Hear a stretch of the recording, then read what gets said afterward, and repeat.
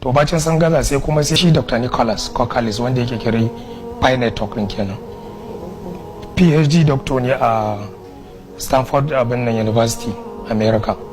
Sai Chendian Fan ko matar shi kenan kuma ita ce assistant din shi, ita ma doctor ne a computer human relation. To sai suka zauna sai da suka shekara 12 da kirkiran wannan suna testing din shi kafin daga baya suka introducing din shi cewa to yanzu ana iya fara mining. Shi sauran crypto din suna bukatar liquidity kafin darajarsa ta daga, ma'ana kuɗi kenan. Za a iya yin ICO, initial coin offering, a ce to ga yana an saki da arha ko babba da kuɗi ku saya ku yi holding zuwa lokaci sai ya daga. To abin da ya sa ya hana shi ya zama user base kenan, sai ya zama market base. To shi crypto da Pi Network da ya zo sai aka ce to ba a bukatan kudaden ku, abin da ake bukata community, large community ku fara mining, saboda shi ne ma first crypto da aka fara mining a waya. Su sauran ana mining din shi ne through node, computer ake connecting a raka mining saboda jan wuta da sauransu. To shi Pi sai aka zo aka yi minimizing, aka mai da shi kan phone aka fara mining.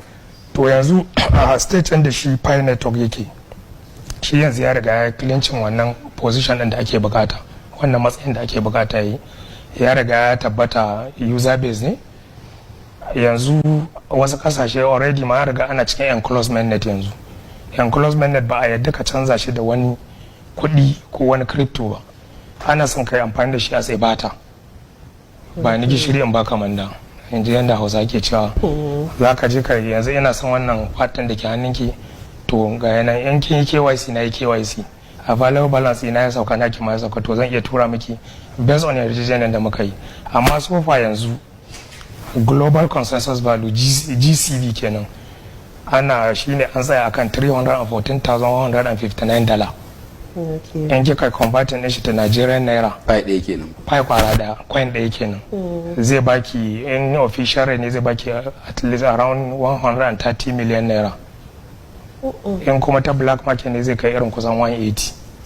To when that range ya haka, so to shi yasa yanzu shi clinching wannan. Sannan kuma inda yake da headquarters shi yana nan a Silicon Valley. Silicon Valley wani wuri ne a California a America. Nan ne headquarters Google, nan ne headquarters Facebook, duk wani manya-manyan abin nan na sadarwa na zamani, social abin nan yana